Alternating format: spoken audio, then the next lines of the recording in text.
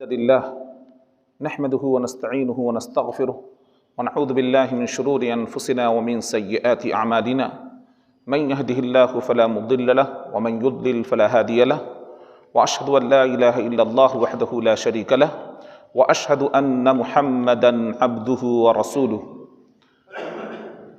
آج کے درس کا ٹاپک ہے الدروس المہمہ لعامۃ الامہ۔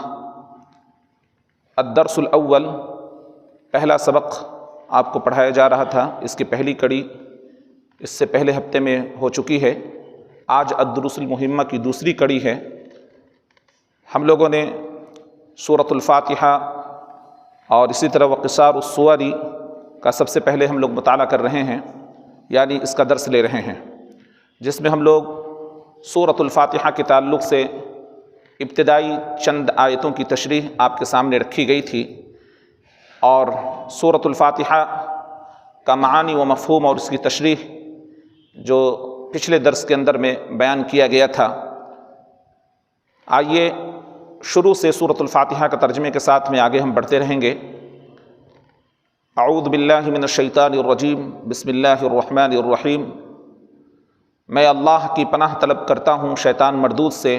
بسم اللہ الرحمن الرحیم، شروع کرتا ہوں اللہ تعالیٰ کے نام سے جو بڑا مہربان نہایت رحم کرنے والا ہے۔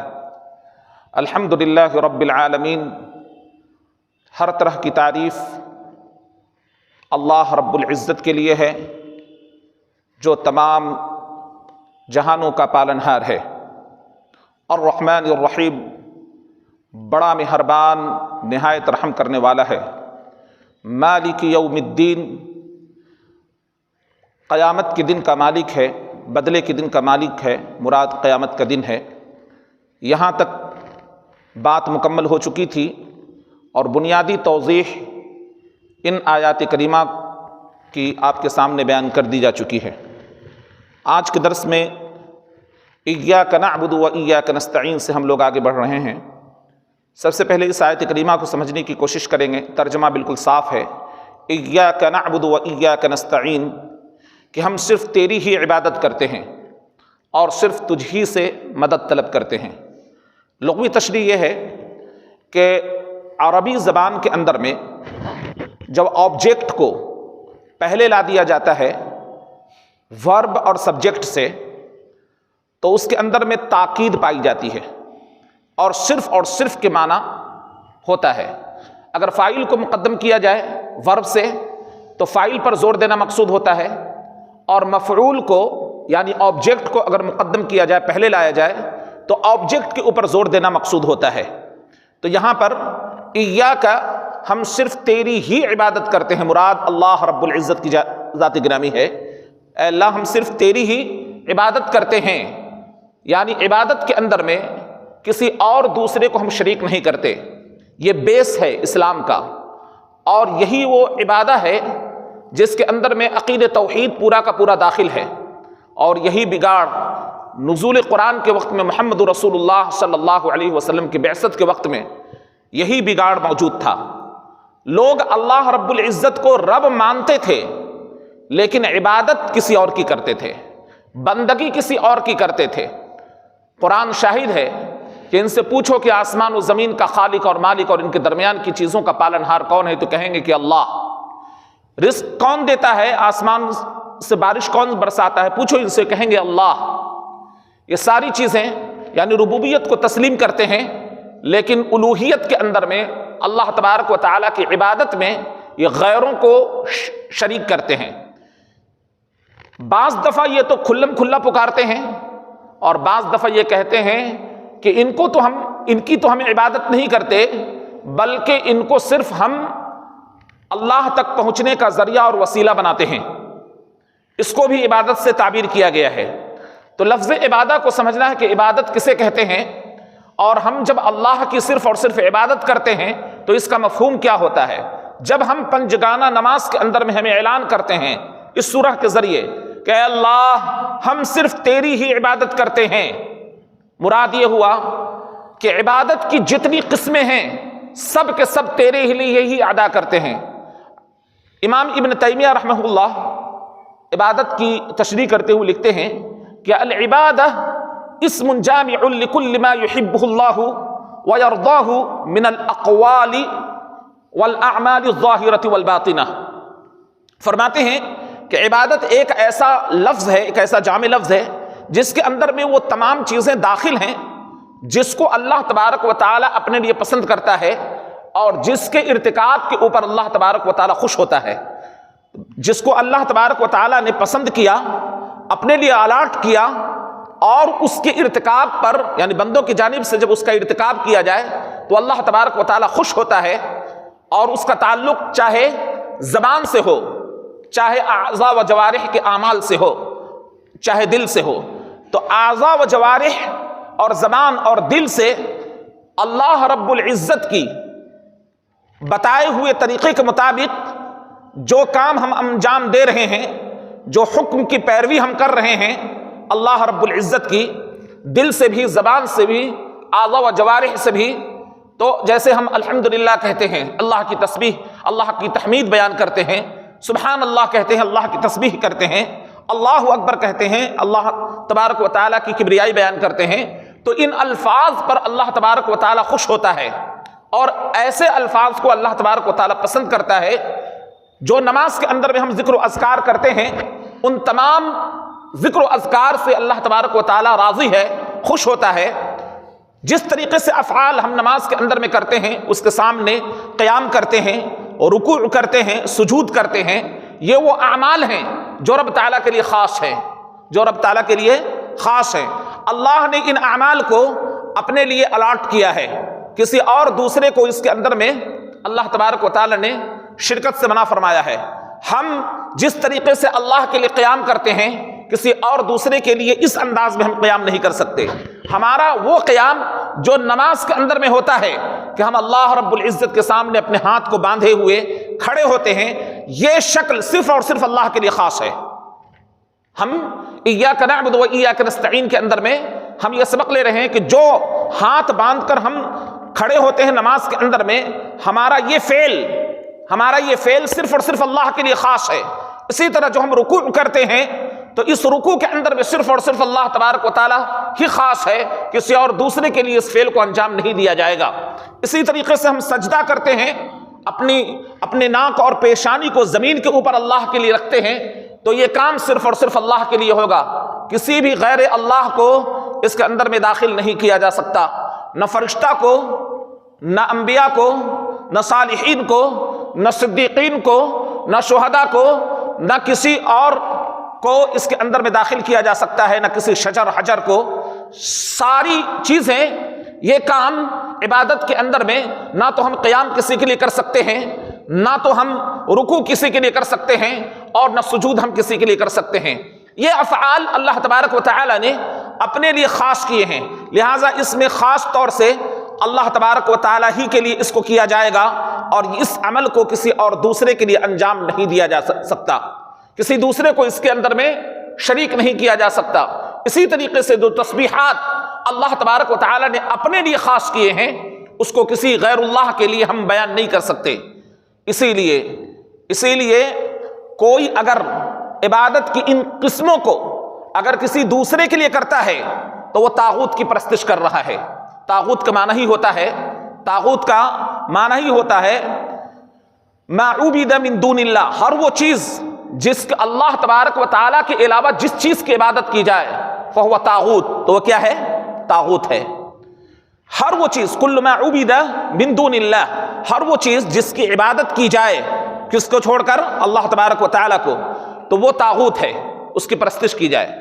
تو اگر کوئی آدمی کسی کے سامنے جھک رہا ہے، سجدہ کر رہا ہے، یا پھر اس کے سامنے قیام کر رہا ہے جس طرح نماز میں قیام کرتا ہے، تو اس کا مطلب یہ ہے کہ اس نے ایسے شخص کو یا ایسی چیزوں کو اللہ کے برابر لا کر شریک کر دیا ہے، اللہ کے برابر لا کر شریک کر دیا ہے۔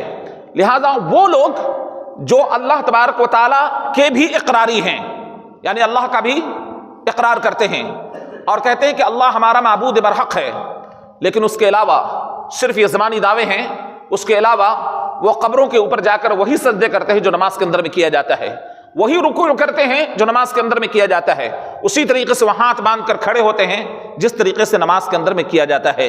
جو کام ہم اللہ تبارک و تعالی نے خاص کیا ہے اپنے لیے، اور اللہ نے ہمیں یہ ادب سکھلایا، یہ طریقہ سکھلایا کہ ہم نماز کے اندر میں یہ کہتے ہیں کہ ہم صرف تیری ہی عبادت کرتے ہیں، یہ الفاظ اللہ تبارک و تعالی نے ہمیں بتلائے، اور اس کو قرآن بنا کر اللہ نے اپنے نبی محمد رسول اللہ صلی اللہ علیہ وسلم کے اوپر نازل کیا، اور نازل ہی کر کے بس نہیں کیا بلکہ ہر نماز کے اندر میں اس کے اعلان کرنے کو بھی کہا، ایاک نعبد و ایاک نستعین۔ نماز کے ہر رکعت کے اندر میں، چاہے وہ نماز فرض ہو، چاہے وہ نماز سنت ہو، چاہے وہ نفل ہو، ہم ہر نماز کے اندر میں اس بات کا ہر رکعت کا اعلان کرتے ہیں کہ ہم صرف تیری ہی عبادت کرتے ہیں، ہم صرف تیری ہی عبادت کرتے ہیں۔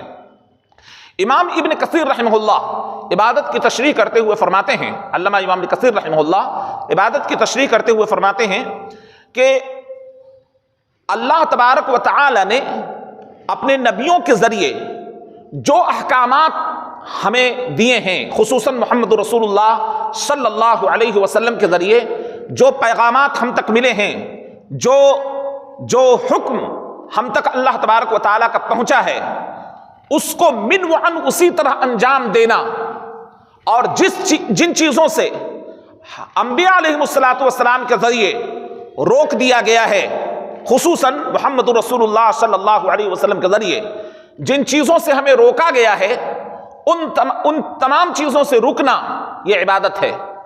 یہ کیا ہے؟ عبادت ہے، یعنی جس کا حکم اللہ کے نبی صلی اللہ علیہ وسلم کے ذریعے ہم تک دیا گیا، پہنچایا گیا، اللہ تبارک و تعالیٰ نے محمد رسول اللہ صلی اللہ علیہ وسلم کے ذریعے ہم تک جو احکامات دیے ہیں، اس کا ارتکاب کرنا، اس کو انجام دینا، اور جن چیزوں سے اللہ تبارک و تعالیٰ نے اپنے نبی کے ذریعے روکا ہے اس سے رک جانے کا نام عبادت ہے۔ اور یہی اصل اسلام کی اصل بنیاد ہے، اصل اساس ہے، اصل جوہر ہے، اور اسی کے اوپر ہر بچے کی پیدائش ہوتی ہے۔ کل مولود یولد علی الفطرہ فابواہ یہودانہ او ینصرانہ او یمجسانہ وفی روایت ترمذی او یشرکانہ۔ ہر بچہ فطرت اسلام کے اوپر پیدا ہوتا ہے۔ اگر اس کے والدین یہودی ہوتے ہیں تو اس کے اندر گھول گھول کر یہودیت کو پلاتے ہیں، اس یہودیت کی تعلیم دیتے رہتے ہیں۔ اگر وہ نصرانی ہوتے ہیں تو نصرانی بنا دیتے ہیں، اگر وہ مجوسی ہوتے ہیں تو مجوسی بنا دیتے ہیں۔ کل مولود یولد علی الفطرہ حتی یعرب عنہ لسانہ، یہاں تک کہ اپنی فطرت کو وہ اپنی زبان سے ادا کر دیتا۔ جو فطرت پر اللہ تبارک و تعالی نے پیدائش کی ہے انسانوں کی، اس فطرت کا اعلان کر دیتا کہ اس کے اندر میں یہودیت کو گھول کر پلا دیا جاتا ہے، جو نصرانی ہوتے ہیں نصرانیت کو گھول کر پلاتے ہیں، جو مشرک ہوتے ہیں وہ اپنی شرکیہ چیزوں کو گھول گھول کر پلاتے ہیں، تو بچہ جو دیکھتا ہے اسی طریقے پر چل پڑتا ہے، اسی راستے کو اختیار کر لیتا ہے۔ لیکن جب اللہ کی مرضی کے مطابق، اللہ کے حکم کے مطابق جب وہ حق کو تلاش کرتا ہے، اور جب وہ قرآن پڑھتا ہے اور اپنا فعل اور اپنے عمل کو وہ پاتا ہے کہ ہم غلط روش کو ہم نے اختیار کر لیا، ہم نے اس روش کو اختیار کیا ہے جس کی تلقین، جس کو ہم نے اپنے آباء و اجداد کو کرتے ہوئے دیکھا ہے، اور علم اس کے پاس میں آ جاتا ہے، تو فوراً وہ سمجھ جاتا ہے کہ ہمارے والدین نے ہمیں غلط روش کے اوپر ڈالا تھا، آج ہم توبہ کر کے اللہ تبارک و تعالیٰ کی عبادت کی طرف بڑھ رہے ہیں۔ یعنی اب ہم وہی بات مانیں گے جس کا حکم اللہ تبارک و تعالیٰ نے اپنے نبی کے ذریعے ہمیں پہنچائے، اور ان تمام چیزوں سے رکیں گے جس سے اللہ تبارک و تعالیٰ نے اپنے نبی کے ذریعے ہمیں روکا ہے۔ یہی اصل عبادت کا مغز ہے، عبادت کا اصل جوہر ہے۔ تو ہر وہ چیز، اور علامہ امام ابن قیم رحمۃ اللہ علیہ نے عبادت کی تھوڑی تشریح اس طور پر کی ہے، غایت التذلل والخضوع، انتہائی درجے کی عاجزی اور انکساری کو اختیار کرنے کا نام عبادت ہے۔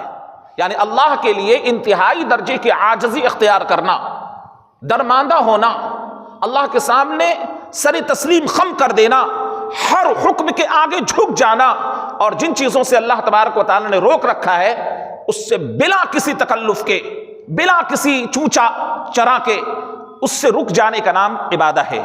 یہ یہ توحید اصل بتایا جا رہا ہے کہ دیکھیے اصل معنوں میں ہم اللہ تبارک و تعالیٰ کی عبادت اسی طرح کریں کہ جو حکم اللہ نے ہمیں دیا ہے اس حکم کو ایکسپٹ کرنے کا نام عبادت ہے. جن چیزوں سے اللہ تعالیٰ نے ہمیں روکا ہے اس سے رک جانے کا نام عبادت ہے.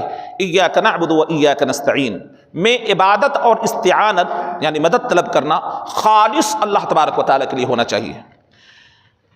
ایاک نعبد کا معنی ہے کہ میں تیرے لیے ہی اپنی عبادت کو خالص کرتا ہوں، میں تیرے لیے اپنی عبادت کو خالص کرتا ہوں، پس سوائے تیرے کسی کی عبادت نہیں کرتا، سوائے تیرے کسی کی عبادت نہیں کرتا.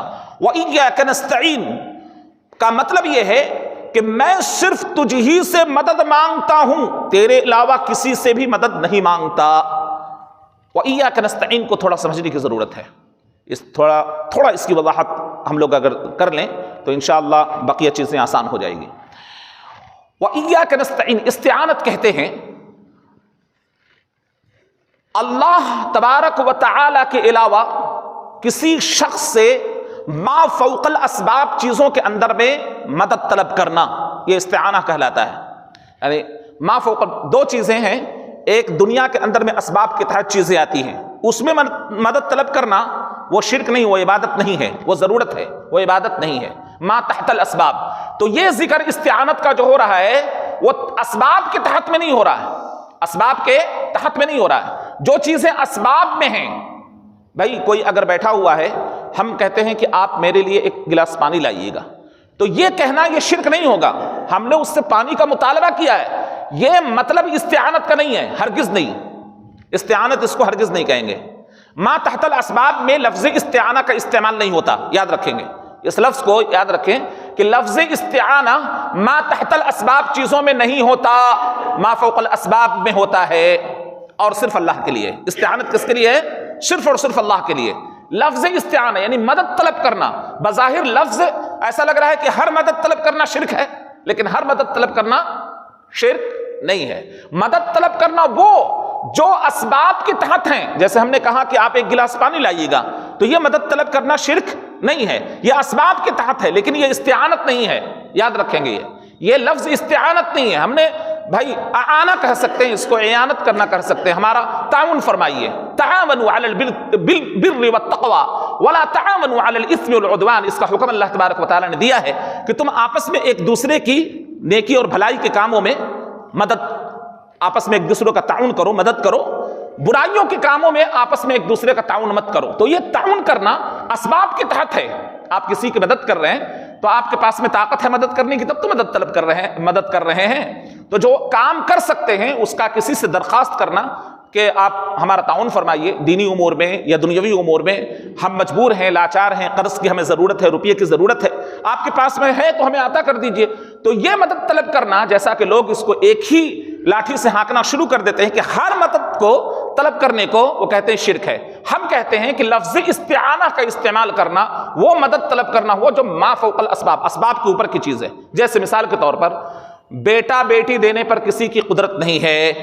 اس کے اندر اگر ہم کسی انسان کے پاس میں جا کر ہم کہیں بابا جی ہمیں بیٹا عنایت کر دیجئے یا بیٹی عنایت کر دیجئے، کسی قبر والے کے پاس سے جا کر درخواست کیا جائے کہ آپ ہمیں بیٹا دیجئے، بیٹی دیجئے، تو قبر والا کیا سن رہا ہے؟ ایک تو یہ کہ اس کے پاس سننے کی طاقت نہیں، وہ ما تحت الاسباب چیزوں میں بھی مدد نہیں کر سکتا، اور جو سامنے موجود ہے وہ تو دینے پر قدرت نہیں رکھتا، جو سامنے موجود ہے وہ تو دینے پر قدرت نہیں رکھتا. تو وہ تو جو قبر والا ہے تو وہ ما تحت الاسباب بھی مدد نہیں کر سکتا، نہ ما فوق الاسباب مدد کر سکتا ہے. سامنے جو بیٹھا ہوا اس کے پاس میں قدرت ہی نہیں ہے کہ کسی کو بیٹا بیٹی دے، کسی سے درخواست کر دے فلاں بزرگ صاحب بارش نہیں ہو رہی ہے، آپ بارش برسا دیجئے، بارش برسا دیجئے. تو بارش برسانا اللہ تبارک و تعالیٰ کا کام ہے، اس کے اندر بھی کسی بندے سے طلب نہیں کیا جا سکتا. یعنی یہ کہا نہیں جا سکتا کہ تم بارش برسا دو، تم ہمیں اولاد عطا کر دو، نہ کسی قبر والے سے، نہ کسی بزرگ سے، نہ کسی پیر سے. اگر یہ کریں گے تو ہم نے عبادت، اللہ کی اس عبادت کے اندر میں ہم نے شرک کیا. اس لیے کہ پکارنا ما فوق الاسباب چیزوں کے اندر میں فہو العبادہ، وہ عبادہ ہے. الدعاء هو العبادہ، وہ دعا جو ہم اپنے پروردگار سے مانگتے ہیں، کرتے ہیں، وہ اصل عبادہ ہے. اس کے اندر بھی کسی دوسرے کو ہم شریک نہیں کر سکتے. اسی طرح ایک مسئلے کو اور سمجھ لیں، جو آدمی موجود نہیں ہے ما تحت الاسباب میں بھی ان سے ہم پکار کر مدد طلب نہیں کر سکتے، وہ بھی شرک ہو جائے گا۔ اسباب کے تحت وہ چیزیں ہیں لیکن وہ موجود نہیں ہے، ہمارے آواز کو سن نہیں رہا ہے، لیکن ہم اس کو پکار رہے ہیں، اے فلاں تو ہماری مدد فرما۔ نہ جن کو پکار سکتے ہیں نہ انسان کو پکار سکتے ہیں۔ اگر کوئی جن سے فریاد کر رہا ہو، جن کو دیکھ نہیں رہا ہے اور کہہ رہا ہے اے جن فلاں جن تو ہماری مدد فرما، تو غلط ہے، یہ شرک ہوگا، چونکہ وہ نہیں دیکھ رہا ہے، سامنے موجود نہیں ہے، وہ ہوا میں پکار رہا ہے جن کو، وہ سمجھ رہا ہے کہ جن ہماری پکار کو سن رہا ہے۔ اسی طریقے سے وہ انسان یہاں موجود نہیں ہے اور اس سے نہ بات ہو رہی نہ چیت ہو رہی ہے، وہ فلاں بس مراقبے میں چلا گیا اور اپنے پیر کو پکارنا شروع کر دیا، تو وہ شرک ہوگا۔ وہ کیا ہوگا؟ وہ شرک ہوگا، اور شرک اصغر نہیں اکبر ہوگا، یاد رکھیں گے، شرک اکبر ہوگا، اصغر نہیں ہوگا۔ اس لیے کہ ان تمام چیزوں کے اندر میں پکارنا اللہ کے علاوہ جس پکار کو اللہ تبارک و تعالی نے اپنے لیے خاص کیا، وہ پکار کیا ہے؟ ما فوق الاسباب چیزوں کے اندر میں، جس کی قدرت انسان نہیں رکھ سکتا، یا اسباب کے تحت میں وہ چیز ہے لیکن وہ مانگ رہا ہے ایسے شخص سے جو موجود نہیں ہے، غائب ہے، غائب شخص سے۔ تو اسباب کے اندر میں بھی غائب شخص سے ہم اس کو پکار کر ہم اس سے مطالبہ نہیں کر سکتے، ورنہ شرک ہو جائے گا۔ کیوں؟ اسباب کے تحت میں بھی جو چیز ہے، چاہے وہ ما فوق الاسباب ہو ما تحت الاسباب ہو، ہر حال میں پکارنا کس کو؟ اللہ تبارک و تعالی ہی سے مدد طلب کرنا ہے۔ تو ہم اعلان کرتے ہیں سورۃ الفاتحہ کے اندر میں کہ وَإِيَّاكَ نَسْتَعِينُ کا مطلب یہ ہے کہ میں صرف تجھ ہی سے مدد مانگتا ہوں، تیرے علاوہ کسی سے بھی مدد نہیں مانگتا، یعنی ما فوق الاسباب چیزوں کے اندر میں، یا جو اسباب کے تحت ہیں لیکن وہ آدمی غائب ہے، موجود نہیں ہے، تو ہم صرف اور صرف غائبانہ طور پر ہم صرف اللہ کو پکارتے ہیں، اور کسی اور دوسرے کو غائبانہ کے طور پر نہ ولی کو، نہ پیر کو، نہ نبی کو، نہ فرشتے کو، نہ اسرافیل کو، نہ اجرائیل کو، نہ میکائیل کو، نہ جبرائیل کو۔ افسوس کا مقام یہ ہے کہ لوگ تعویذات لکھتے ہیں اور تعویذات کے اندر میں یہ الفاظ لکھے ہوتے ہیں، یا جبرائیل، یا میکائیل، یا اسرافیل، یا اجرائیل، اس طرح کے الفاظ ہوتے ہیں، اور اس کے اندر میں اسرافیل سے، اجرائیل سے، میکائیل سے مدد طلب کیا جاتا ہے، اللہ کے فرشتوں سے۔ کہتے ہیں یہ مدد طلب کر سکتے ہیں، نعوذ باللہ۔ کس نے آپ کو حکم دیا ہے مدد طلب کرنے کا؟ قرآن نے۔ اسرافیل سے اور اجرائیل سے اور میکائیل سے مدد طلب کرنا یہ شرک ہوگا، چونکہ اسرافیل کی نہ تو قوت اور طاقت اللہ تبارک و تعالی جب ان کو عطا کرتا ہے تبھی جا کر وہ میکائیل کہیں بارش برسا سکتے ہیں، ورنہ کسی کی بھی طاقت اور قوت نہیں ہے کہ وہ اللہ کو چھوڑ کر ایسی ہستی کو آپ پکاریں جو آپ کی پکار کا کوئی فائدہ نہیں ہے۔ یہ لوگ بھی آپ کی پکار کا قیامت کے دن میں انکار کریں گے۔ انبیاء کو پکارا جاتا تھا، صلحاء کو پکارا جاتا تھا، شہداء کو پکارا جاتا تھا، یہ سب انکار کر دیں گے، قرآن شاہد ہے۔ ومن اضل ممن يدعو من دون الله من لا يستجيب له الى يوم القيامه وهم عن دعائهم غافلون واذا حشر الناس كانوا لهم اعداء وكانوا بعبادتهم كافرين۔ دیکھیں اس پکار کو عبادت سے تعبیر کیا گیا کہ بھلا اس شخص سے زیادہ اور کون گمراہ ہو سکتا ہے جو اللہ کی ہستی کو چھوڑ کر ایسی ہستی کو پکار جو قیامت تک اس کی پکار کا جواب نہیں دے سکتے۔ جواب کیا دیں گے؟ وہ تو اس کی پکار سے بالکل غافل ہیں، اور اس کی پکار سے بالکل غافل ہیں۔ وهم عن دعائهم غافلون وَإِذَا حُشِرَ النَّاسُ كَانُوا لَهُمْ أَعْدَاءً وَكَانُوا بِعِبَادَتِهِمْ كَافِرِينَ۔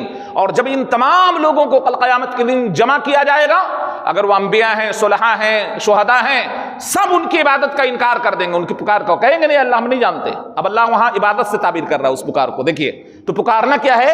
عبادت ہے۔ اللہ کے نبی صلی اللہ علیہ وسلم فرماتے الدعاء هو العبادہ، دعا ہی اصل عبادت ہے۔ ایک اور حسن درجے کی روایت ہے الدعاء مخ العبادہ، دعا ہی عبادت کا مغز ہے۔ تو پکارنا کوئی آسان بات نہیں ہے۔ آپ سمجھ رہے ہیں کہ ہم نماز اگر کسی دوسرے کے لیے پڑھیں تو یہ شرک ہوگا؟ نہیں۔ یا نقل و حرکت سجدہ وغیرہ کریں تو دوسرے کے لیے شرک ہوگا؟ یہی نہیں، پکارنا بھی شرک ہے۔ اگر ہم اللہ تبارک و تعالیٰ کے علاوہ ما فوق الاسباب چیزوں میں یا غائبانہ طور پر اسباب کے اندر میں بھی اگر ہم کسی کو پکار رہے ہیں تو یہ ہمارا اس کو شرک سے تعبیر کیا جائے گا۔ وہ استعانت اللہ کے علاوہ دوسروں کے لیے کیا جائے تو یہ شرک ہوگا۔ فرمان باری تعالیٰ ایاک نعبد میں شرک سے برات ہے، وایاک نستعین کے اندر میں حول و قوت سے براعت ہے، حول و قوت سے برات ہے کہ یعنی صرف اور صرف عطا کرنے والی ذات اللہ تبارک و تعالیٰ ہی ہے، عطا کرنے والی ذات اللہ تبارک و تعالیٰ، کوئی اور دوسرا کسی کے پاس میں طاقت اور قوت نہیں ہے کہ کسی کو کچھ دے دے، عطا کر دے۔ ایاک نعبد میں لا الہ الا اللہ کا اس بات ہے، یاد رکھیں گے، لا الہ الا اللہ، نہیں ہے کوئی معبود برحق سوائے اللہ کے۔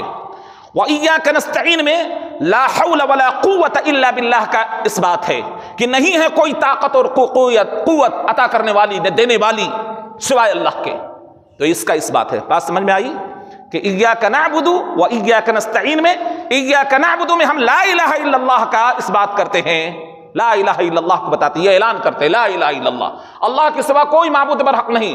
و ایاک نستعین میں ہم کہتے ہیں لا حول ولا قوت الا باللہ، نہیں ہے کوئی طاقت نہیں ہے کوئی قوت سوائے اللہ تبارک و تعالیٰ کی ذات میں۔ اہدنا الصراط المستقیم، پھر اس کے بعد ایاک نعبد میں شرک و ریاکاری سے دوری کا اظہار ہے، و ایاک نستعین میں خود پسندی اور تکبر سے بیزاری کا اظہار ہے، خود پسندی اور تکبر سے بیزاری کا اس کے اندر میں اظہار ہے۔ اہدنا الصراط المستقیم، آگے بات کہی جا رہی ہے کہ ہمیں سیدھے راستے پر چلا۔ صراط المستقیم کہتے ہیں ایسا راستہ جو بالکل سیدھا ہو مضبوط ہو، ایسا راستہ جو بالکل سیدھا ہو اور مضبوط ہو۔ اللہ کے نبی صلی اللہ علیہ وسلم نے صراط مستقیم کی اس طرح توضیح فرمائی۔ کیا فرمایا اللہ کے نبی صلی اللہ علیہ وسلم نے؟ راوی حدیث بیان کرتے ہیں کہ اللہ کے نبی صلی اللہ علیہ وسلم نے ایک لکیر کھینچی اور کہا ھذا سبیل اللہ۔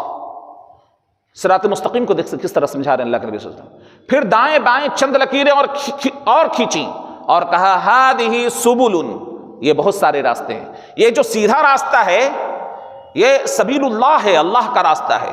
اور چند جو لکیریں اللہ کے نبی نے دائیں اور بائیں کھینچیں، کہا ھذہ سبل، یہ بہت سارے راستے ہیں۔ علی کل سبیل شیطان، ہر راستے کے اوپر شیطان بیٹھا ہوا ہے، یدعو الیہ، جو اپنی جانب بلا رہا ہے، یدعو الیہ، تو راستے کے اوپر صراط مستقیم سے تمہیں بھٹکانا چاہ رہا ہے۔ پھر اس کے بعد اللہ کے نبی صلی اللہ علیہ وسلم نے اس آیت کریمہ کی تلاوت فرمائی، وَأَنَّ هَذَا صِرَاطِي مُسْتَقِيمًا فَاتَّبِعُوهُ وَلَا تَتَّبِعُوا السُّبُلَ فَتَفَرَّقَ بِكُمْ عَنْ سَبِيلِهِ۔ سورۃ الانعام آیت نمبر 153۔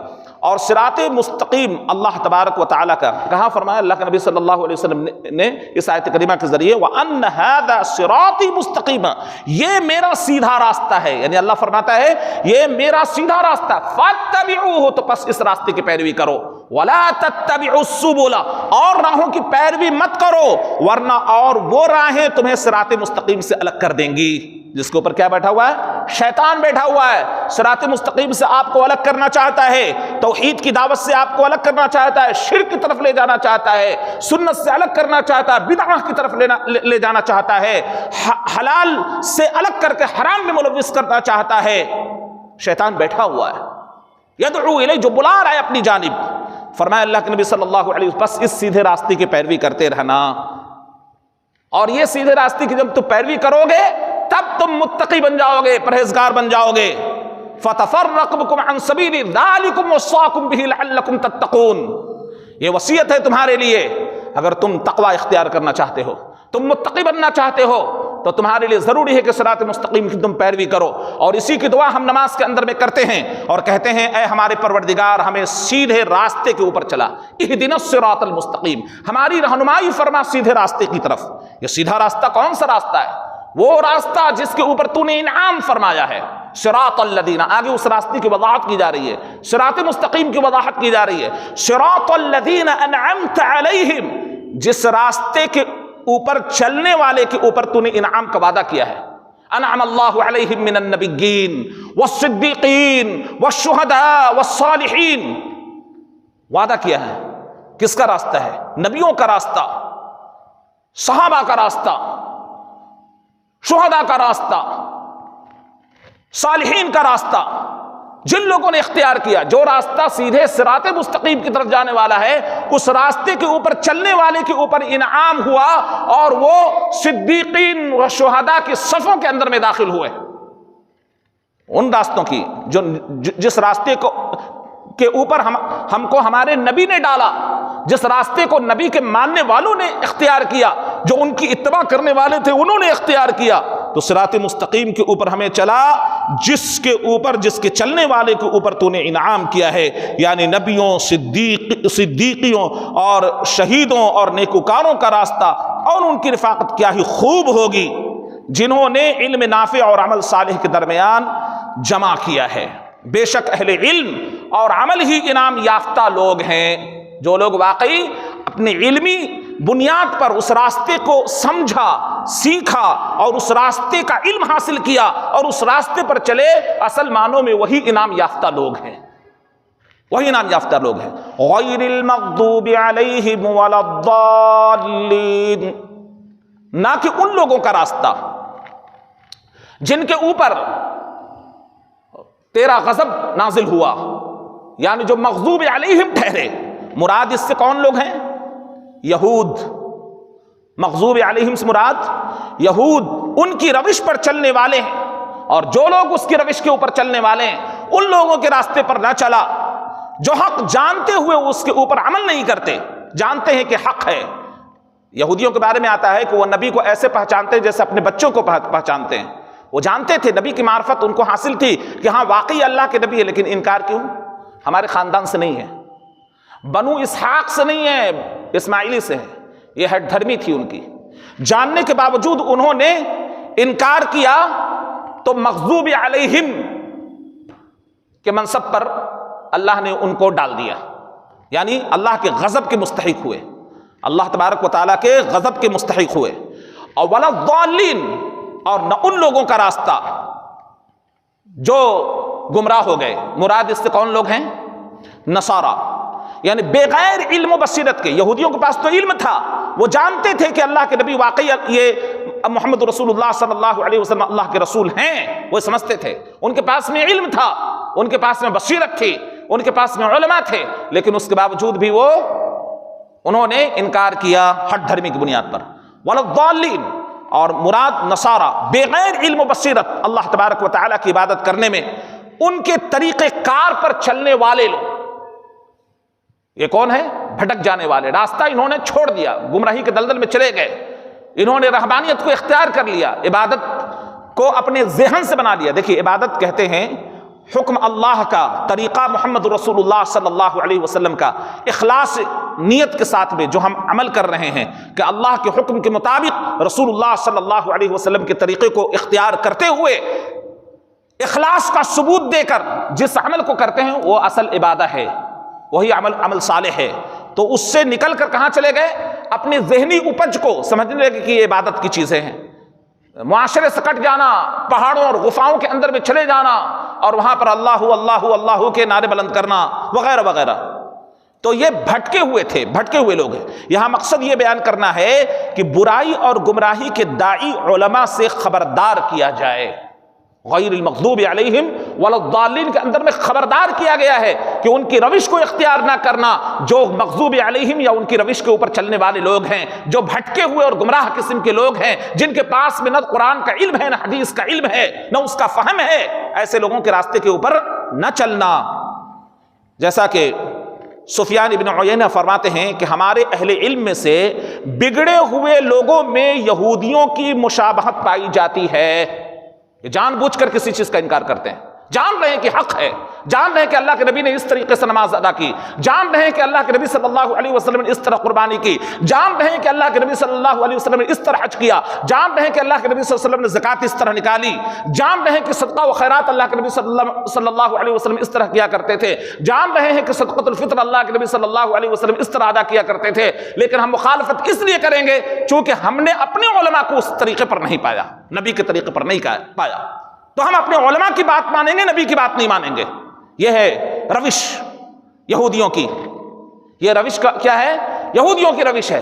آپ کے سامنے اگر بات واضح ہو گئی کہ ہمارے نبی کی بات سے فلاں عالم کی بات ٹکرا رہی ہے تو عالم کی بات چھوڑی جائے گی، نبی کی بات مانی جائے گی۔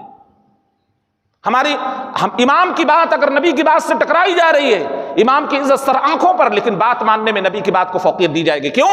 ہمارے سامنے میں مسئلہ واضح ہو چکا ہے کہ نبی صلی اللہ علیہ وسلم کا طرز عمل یہ تھا، اللہ کا حکم یہ تھا، فلاں کا عمل یہ تھا، تو ہو سکتا ہے ان سے چوک ہو گئی ہو، یا ہو سکتا ہے کہ ان تک بات نہ پہنچی ہو۔ اور عمل کس کے اوپر کریں گے؟ حدیث رسول کے اوپر۔ حدیث رسول کو چھوڑ کر یا منہج رسول کو چھوڑ کر ہم کسی اور دوسرے منہج کو اختیار کرنے والے نہیں ہیں۔ یہی اصل ہے اسلام، یہی اصل اسلام ہے، اور ہر کو اس کی ضرورت ہے، یاد رکھیں، ہر کو ضرورت ہے، جتنے بھی لوگ ہیں سارے لوگ اسی کے محتاج ہیں اور اسی کی ضرورت ہے۔ اس سورہ کو سمجھنے میں سب سے بہترین مدد ہمیں حضرت ابو ہریرہ رضی اللہ تعالی عنہ کی اس حدیث سے مدد ملے گی، جسے نبی اکرم صلی اللہ علیہ وسلم نے اللہ تبارک و تعالی سے روایت کی ہے، یعنی حدیث قدسی ہے، مسلم کے اندر میں یہ روایت موجود ہے۔ فرمان باری تعالی ہے کہ میں نے نماز یعنی صلاۃ کو، جس کو سورۃ الفاتحہ کہا جا رہا ہے، اپنے اور اپنے بندوں کے درمیان میں آدھا آدھا تقسیم کر دیا ہے۔ میرے بندے کے لیے وہ سب ہے جس کا وہ سوال کرے۔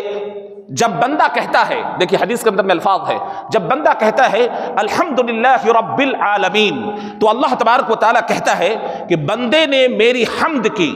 جب بندہ کہتا ہے الرحمن الرحیم الرحمن الرحیم، تو اللہ تبارک و تعالیٰ کہتا ہے کہ میرے بندے نے میری ثنا کی۔ جب بندہ کہتا ہے مالک یوم الدین، تو اللہ کہتا ہے کہ میرے بندے نے میری بزرگی بیان کی۔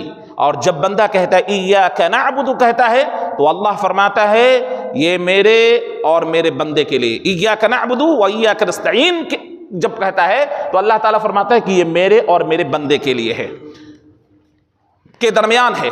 اور بندہ جو بھی مانگے اسے ملے گا۔ پس جب بندہ کہتا ہے اہدنا الصراط المستقیم صراط الذین انعمت علیہم غیر المغضوب علیہم ولا الضالین، تو اللہ تعالیٰ فرماتا ہے یہ میرے بندے کے خاطر ہے، اور میرا بندہ جو مانگے گا اسے ملے گا، میرا بندہ جو مانگے گا اسے ملے گا۔ اور قسمت الصلاۃ کا معنی سورۃ الفاتحہ ہے۔ اسے صلاۃ اس واسطے سے کہا گیا چونکہ جو اسے نہیں پڑھتا اس کی نماز نہیں ہوتی۔ آپ صلی اللہ علیہ وسلم نے فرمایا، بخاری کی روایت ہے، لا صلاۃ لمن لم یقرأ بفاتحۃ الکتاب، جس نے سورۃ الفاتحہ کی تلاوت نہیں کی اس کی نماز نہیں۔ نماز میں اس کی اہمیت کے پیش نظر اسے صلاۃ سے نماز کے ہر رکعت کے اندر میں پڑھی جاتی ہے، موسوم کیا گیا۔ اور اللہ کے بندے کے درمیان اسے تقسیم کیے جانے کا مطلب یہ ہے کہ اس میں 3.5 آیت، 7 آیتیں ہیں نا سورۃ الفاتحہ کے اندر میں، تو 3.5 آیت اللہ رب العزت کے لیے، اللہ تعالیٰ نے کہا کہ میرے لیے، جس کے اندر میں اللہ کی حمد و ثنا بیان کی گئی ہے۔ اور ایاک نعبد کی ابتدائی حصے اور شروع کی 3 آیتیں ہیں، جبکہ آخری 3.5 آیتیں ایاک نعبد کے بعد آخری 3.5 آیتیں بندے کے خاطر ہیں، اس طور پر کہ اس کا پہلا حصہ اللہ کے حمد و ثنا پر مشتمل ہے، اور آخری والا حصہ بندے کے لیے دعائیہ الفاظ کے اوپر مشتمل ہے۔ بندے اس کے ذریعے اللہ تبارک و تعالیٰ سے مانگتے ہیں، دعا کرتے ہیں، اور اسے ام القرآن یعنی سورۃ الفاتحہ کو ام القرآن کے نام سے جانا جاتا ہے، کیونکہ اجمالی طور پر اس سورت کے اندر میں قرآن مجید کی تمام تفصیلات کو بیان کر دیا گیا ہے۔ یہ سورت متعدد دروس اور عبرتوں سے بھری پڑی ہے۔ دین کے جتنے قواعد ہیں، جتنے اصول ایمان کے ہیں اور شریعت کے اہم امور ہیں، اخلاق و آداب ہیں، سب اس سورہ کے اندر میں پائے جاتے ہیں۔ لہذا یہ سورہ بڑی ہی جامع سورہ ہے۔ اس سورت کی ہم تلاوت کے ساتھ ساتھ اس کے مفاہیم کے اوپر بھی ہم غور کریں۔ جو مفہوم یہاں آپ کے سامنے رکھی گئی، اور بھی بہت ساری تشریحات کی جا سکتی تھیں، لیکن ہمارے پاس میں وقت کم ہے اور اس سورت کا آج اختتام کرنا تھا، لہذا آج کے درس میں سورۃ الفاتحہ مکمل ہوئی۔ انشاءاللہ اگلے درس کے اندر میں سورۃ الزلزال کی توضیح ہوگی انشاءاللہ العزیز۔ اگلے درس کے اندر میں سورۃ الزلزال کے بارے میں ہم لوگ پڑھیں گے کہ سورۃ الزلزال کے اندر میں اللہ تبارک و تعالیٰ کیا فرما رہا ہے، کن چیزوں کا تذکرہ ہے، اور کیسے اس سورت سے ہمیں عبرت لینی ہے۔ تو سورۃ الفاتحہ کے اندر میں ہمارے لیے جو تعلیمات رکھی گئی ہیں، جو چیزیں اس کے اندر میں بیان کی گئی ہیں، جو درس اس کے ذریعے ہمیں ملا ہے، اللہ تعالیٰ سے دعا کریں اس کے اوپر اللہ تبارک و تعالیٰ عمل کرنے کی توفیق عطا فرمائے، سمجھ کے پڑھنے کی توفیق عطا فرمائے، اور اس کے مفہوم کا خیال رکھنے کی توفیق عطا فرمائے۔ جو تعلیمات اس کے ذریعے ہمیں دی گئی ہیں ان تعلیمات کے اوپر عمل پیرا ہونے کی توفیق عطا فرمائے، جن چیزوں سے روکا گیا ہے اس سے رکنے کی توفیق عطا فرمائے۔ آمین۔ وآخر دعوانا ان الحمد للہ رب العالمین۔